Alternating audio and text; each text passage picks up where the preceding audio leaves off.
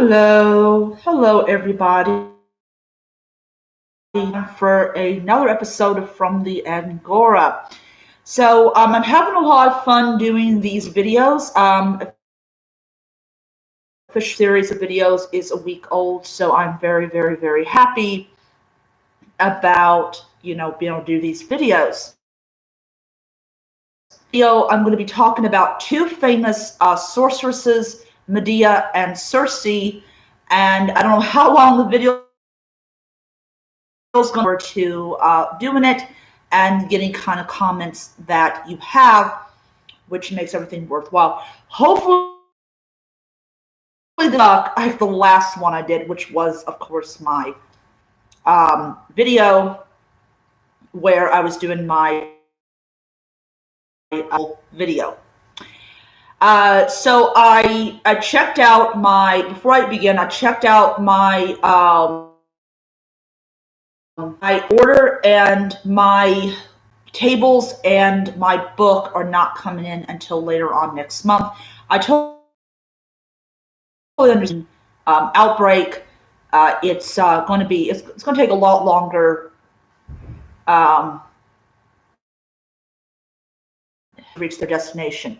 Thankfully, my statues are not going to take as long, and I look forward to getting them and unboxing them. Just so up until I get the tables, I will have to rely on what I already have. I'll just see what happens. So in this video, as I said, I'm going to be talking and Medea, because these two are probably the most badass women ever in Greek mythology.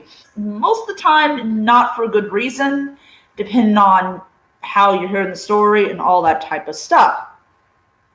Now, what I'm going to be talking about in videos in the future, like I'm talking about the philosophers, definitely going to be talking about the Heracles and Theseus, because I think those characters are interesting and should be talked about in a video. And this is also part of my devotional work to the goddess Athena, the goddess of wisdom and of knowledge, and so this, and I hope that you'll enjoy the video. Another thing I want to say before I get started, yesterday I went over with my chocolates. That will be the perfect offering for Aphrodite, and I will be putting it on the shrine that she shares with her lover, Ares. Okay, so with her lover, Ares. Okay, so movie Jason and the Argonauts. No, we're not talking about the bad one. We're talking about the good. I was in middle school. I was actually in the 7th grade, and I was F for it because they have this crazy rule that are out of school more than you're in school. No matter what your grade is, you automatically get an F. And if anyone wants to comment on how fucked up that is, appreciated to know I've got some sympathy in the sidelines. But the reason I had missed so much school was because I was being bullied, and often than not, or rarely do you get a teacher that actually cares for students. And it was a great course, and if you go to school and you have a course on mythology, please do take it. It is a great course. So we're watching this movie, I think it was in the 60s. Dame Maggie Smith is actually in the movie, though she's younger and has tighter skin and all that stuff, and found out she actually has red hair. She had red hair at one time, so I discovered that. So I didn't really encounter her again until Harry Potter, but I do remember her from Clash of it was Clash of the Titans. So the movie was called Clash of the Titans, and that was my first encounter with Medea. Now, Medea is the daughter of the king of Colchis. Now, it was interesting in the movie, Medea was depicted not in her later incarnation as the woman who killed her children, but as a priestess I do not. Oh, okay, cool. The Dow Jones went up to by 1,352 points. If anybody cares. Um, yeah, I get these Facebook things. I get this. So yeah, if I'm looking like, huh? So, anyways, so you encounter her as a woman who is willing to um, help the is it no, it wasn't Clash of the Titans. Oh, it was. Oh, sorry about that. It was Jason the Argonauts. Oh my lord, my brain is fried today. I need to eat more pizza rolls. No, not really. My brain is fried. It was Jason the Argonauts. I was Clash of the Titans is Perseus. Uh, uh, Jason the Argonauts is Jason and his Argonauts, and he goes over there to get the golden fleece. So, oh, I screwed up this stream bad, but I'll continue on. So yes, it is Jason the Argonauts, not Clash of the Titans. Both movies are good if anybody cares. So Jason the Argonauts was this. The Clash of the Titans had Dame Maggie Smith in it, but Jason the Argonauts actually had the gods, and Hermes transports Jason to Mount Olympus, where Hera says, and this is Hera being nice, not Hera being Hera, but basically she says that, I'll respond to you 5 times, because 5 times was what is how many times that Jason's mother called her by her name. So, and of course, defiled her temple with blood, which I'm kind of wondering, how did early Christians respond to the fact as a woman got dismembered in a church? Probably did not want to go in there, but, So, fleece. And the Golden Fleece has made Colchis a very prosperous country, very fertile. There's food all the time and everything. And so what happens is Jason goes to get the Golden Fleece. And so we encounter Medea. Now, Medea is not a goddess.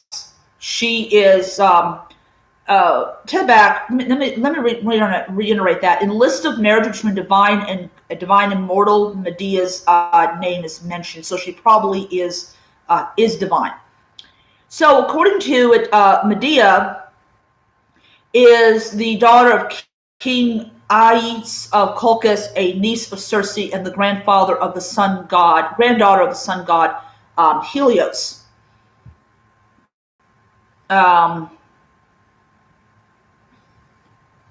Okay, so it says here, Medea figures in the myth of Jason the Argonaut, appearing in Hesiod's Theogony around 700 BC, but best known for Euripides' tragedy Medea and Apollonius of Rhodes' epic Argotoia of the goddess Hecate. All right, it says that she's a direct descendant of the sun god Helios, the son of the Oceanid Piraeus, produced 2 children, Circe and was married the Oceanid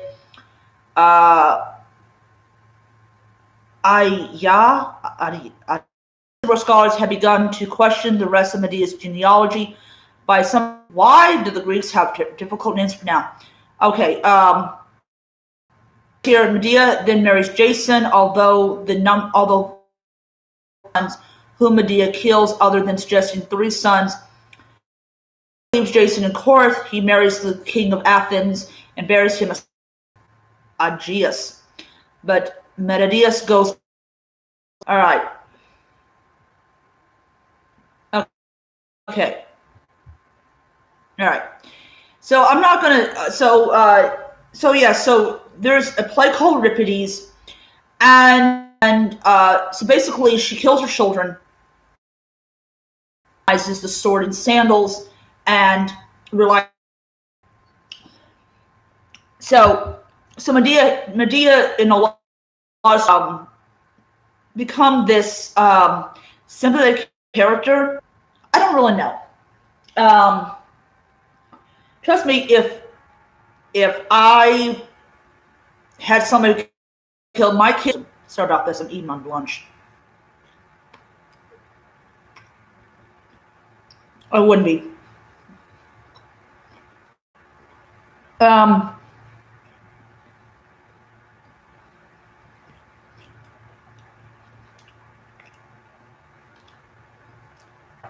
um,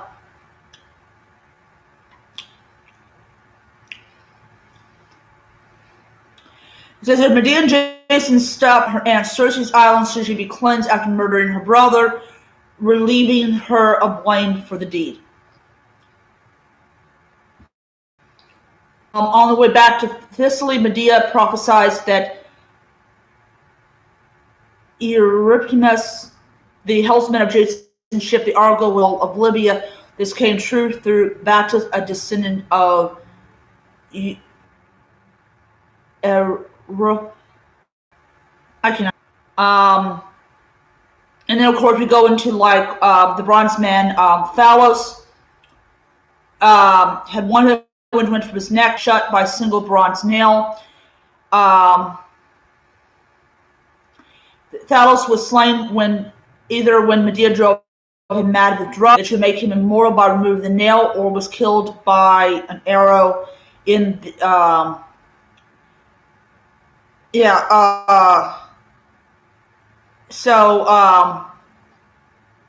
so in the movie, Jason and the Argonauts, there's a cap in his ankle. This is Thalos.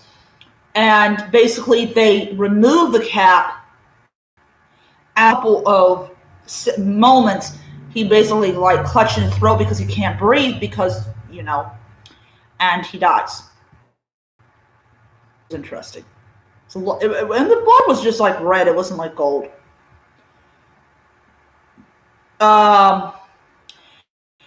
Sorry.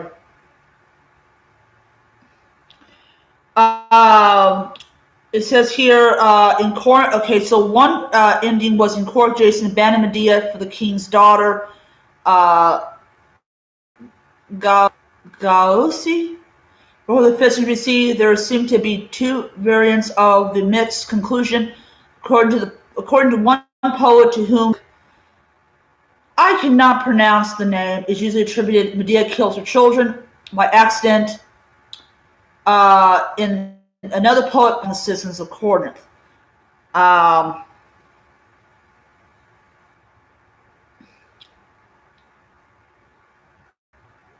It says here in Euripides' version, Medea basically kills and his daughter, who Jason married. Then she murdered 2 of her children herself. Afterwards, she left Corinth and flew in a chariot driven by dragons sent by her grandfather Helios, god of the sun. I don't know why he would do that, but okay. Although Jason in Euripides calls Medea man, that the chariot is given her by Helios indicates she actually has the gods on her side. As Bernard Knox points out, Medea, with concluding appearances parallels to that number of indisputable divine beings in another Euripides place. Just like these gods, Medea, a stop to the violent actions of the human being on the lower level, justifies her savage revenge on the grounds that she has been treated with disrespect and mockery, pays brutal for the burial of the dead, prophesies the future, and announces the foundation of a cult.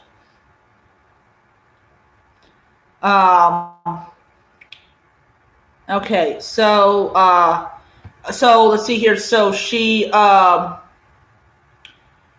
she arrives in Thebes, curse of Hera. And in return, Heracles gives her a place to stay in Thebes until the Thebans drove in anger despite Heracles' protests. Okay, so and then we go to Athens, and it's a very long entry in Wikipedia because normally I don't use Wikipedia, but interesting. And of course, they have written source, so that's really good. Okay, so Medea was a very complex character. Depending on what version you're looking at, she can either be considered to be, a bad guy or or now we're going to talk about the goddess Circe. Now the goddess Circe, who is the niece to Medea, character that's pretty interesting. Um, so Circe is in fact goddess, unlike Medea. Medea is not a goddess, though, as I said,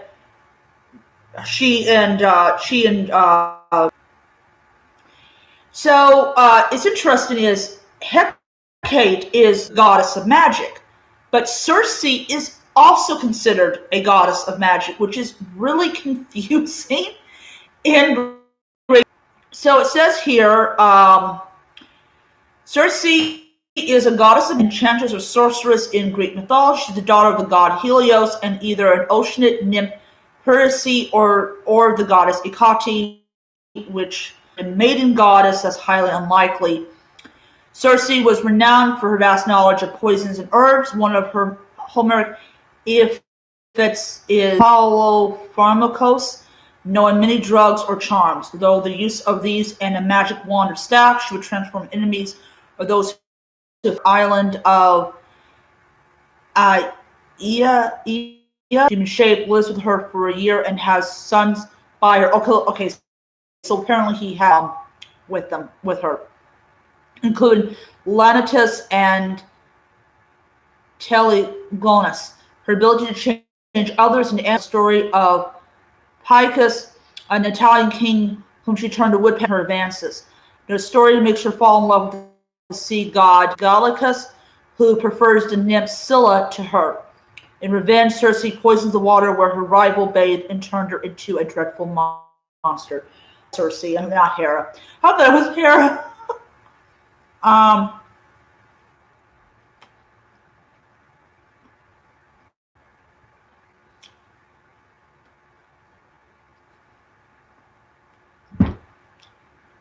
All right. Sorry about that. I'm eating at a late lunch. So during the Renaissance, Circe became the archetype predatory. We all know how people just want to. All women are predatory females.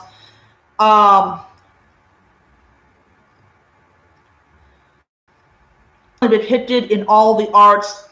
So it says, in the eyes of those from later age, this behavior made her notorious both as a magician and as a type of the woman. As such, she's been frequently depicted in all the arts from the Renaissance down to modern times.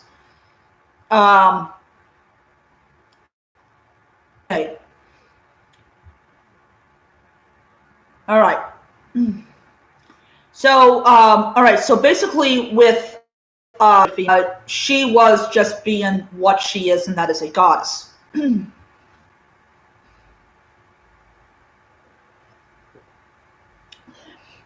No more, no less. So once again, I encountered the goddess Circe. I'm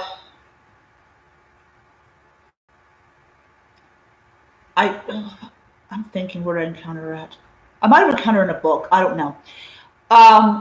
No, I don't remember. I encountered her in that mythology class I was telling you guys about.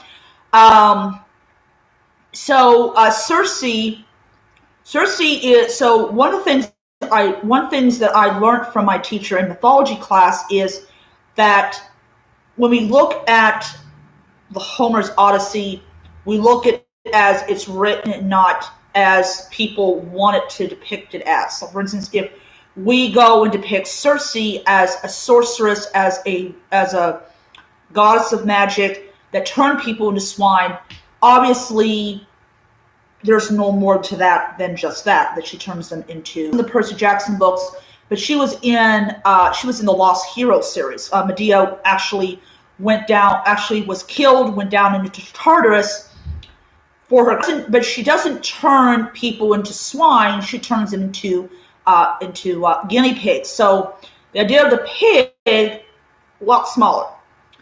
And she has a spell called CC Spall. And basically, she only targets the men. She turns all these males into guinea pigs, including Blackbeard the pirate and all that type of stuff.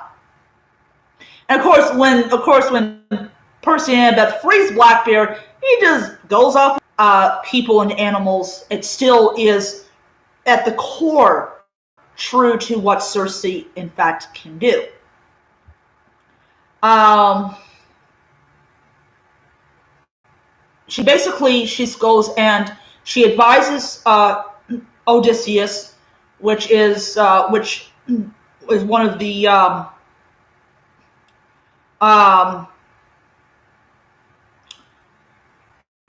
you know so Circe basically she has a lot of wisdom and advice, which I'm really thinking about creating a shrine to Circe.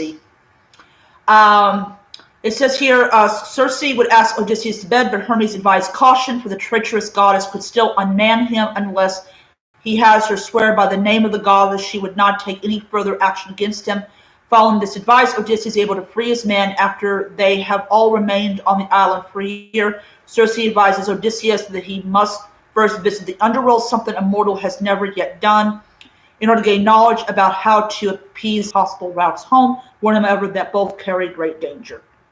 um,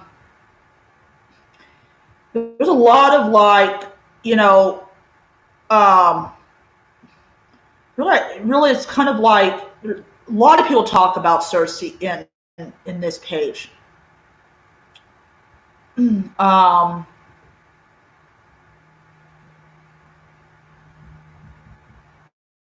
yeah. So if you really look at the Wikipedia when they talk about Circe, there's a lot of information about her, based on mythology, based on what people wrote. Um,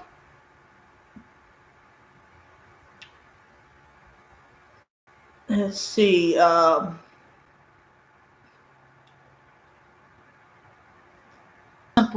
Simply magic. For Socrates in classical times, it had been gluttony overcoming their self-control. But for the influential emblemist, it is unchastity. In the second edition of his book in 1546, therefore, Circe became the type of the prostitute, which is actually untrue. Um,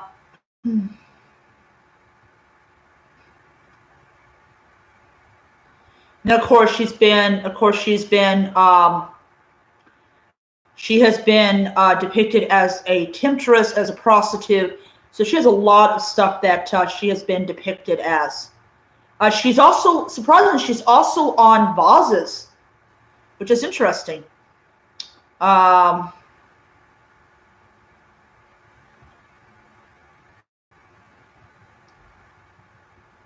let's see. Um,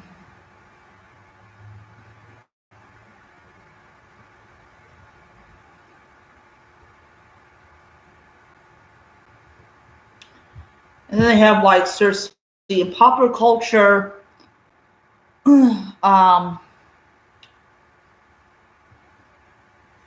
And it says here, here it says here, in Rick Riordan's 2006 novel, Sea of Monsters, Circe runs an island, Hellspawn and turns Percy Jackson into a guinea pig. She says they are much more convenient than real pigs, and his friend Annabeth Chase uses magical multivitamin to restore Percy to his true form.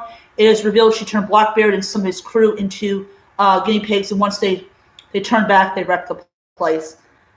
In Madeline Miller's 2018 novel, Circe follows character throughout her life, focusing on Circe's own interpretation of events. Um, she's all depicted in the DC Comics, the Marvel Universe, in 1963, Carl Barks' comic Oddball Odyssey, and then she's in the 1983 film Hercules. Circe appears says the remarkable Mrs. Hawk on the show Thrill, hosted by Boris Karloff. Um, let's see here.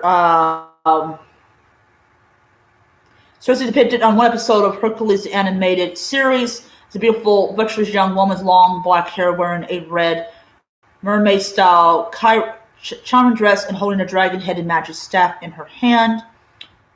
Uh,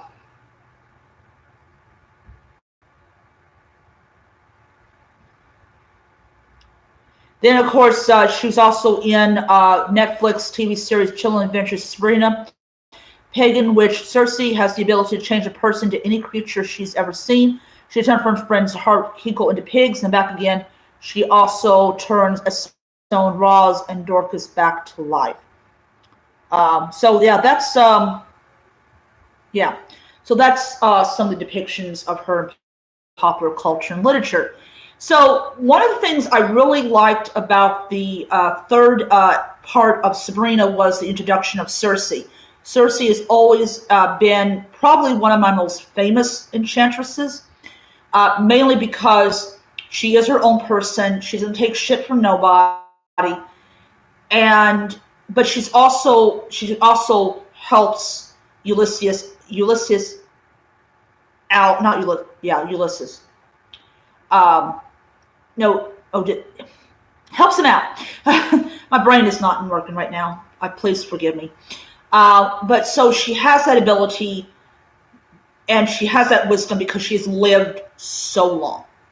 So, anyways, yeah, really, I'm gonna go on Amazon and see if they have a Circe statue because I really would like to get a statue of Circe if possible. If not, I can just commission one at some point in the future. But anyways, that is my discussion about Medea and Circe. I hope you guys enjoy it. Later on tonight, I will have the second live ritual video. Hopefully tonight it will go better. I will not be able to comment on as the video is doing because I'm going to have it facing towards my shrine. I'm actually going to be using this table that I have the computer on for that video, so I hope you guys will enjoy it. And until next time, thank you everybody for watching, and be blessed and stay healthy out there.